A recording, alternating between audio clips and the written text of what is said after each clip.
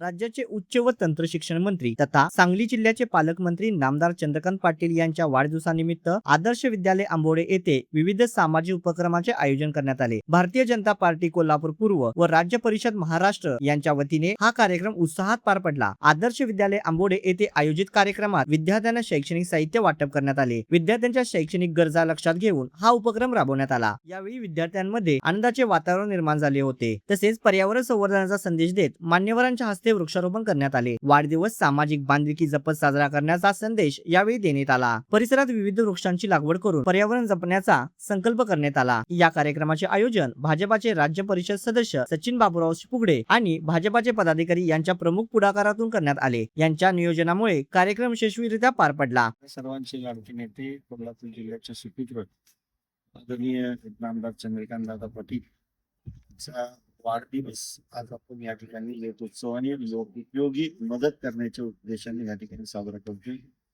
त्या दृष्टिकोनातून पन्हाळा तालुक्यामध्ये आज या आदर्श विद्यामंदिर शाळेमध्ये या ठिकाणी या स्कूलमध्ये मुलांच्यासाठी गरजू मुलांच्यासाठी या ठिकाणी वही वाटपाचा कार्यक्रम या ठिकाणी आयोजित केला होता। दादांनी निश्चितपणाने या ठिकाणी काम करत असताना मुलींना मोफत शिक्षण देण्याची भूमिका असली तुम्हाला या ठिकाणी या कोल्हापूर जिल्ह्याला मोठ्या प्रमाणामध्ये निधी उपलब्ध करून देऊन विकासाच्या दृष्टिकोनातून पुढे कोल्हापूरला गेला पाहिजे ही भूमिका सातत्याने ठेवून दादांनी या ठिकाणी काम केलं। त्यांच्या वाढदिवस हा लोकोपयोगी व्हावा ही त्यांचीही भावना होती आणि त्या दृष्टिकोनातून असा हा कार्यक्रम या ठिकाणी आयोजित केला। कोल्हापूर जिल्हा पूर्व विभागामध्ये या ठिकाणी वाढदिवसाचे कार्यक्रम करत असताना शिरोळ तालुक्यापासून या ठिकाणी शेववाडी तालुक्यापर्यंत वृक्षारोपण असेल, सर्वसामान्य लोकांना या ठिकाणी मदत देण्याच्या भूमिकेतून असेल, वृद्धाश्रमामध्ये या ठिकाणी अन्नधान्य देण्याच्या संदर्भामध्ये असेल, मुलांना शैक्षणिक साहित्य उपलब्ध करून देण्याची भूमिका असेल, या ठिकाणी शेतकऱ्यांच्यासाठी म्हणून आपल्याला मदत देण्याची भूमिका असेल, या सर्व गोष्टी आपण या ठिकाणी दादांच्या वाढदिवसाच्या निमित्ताने या ठिकाणी करतोय।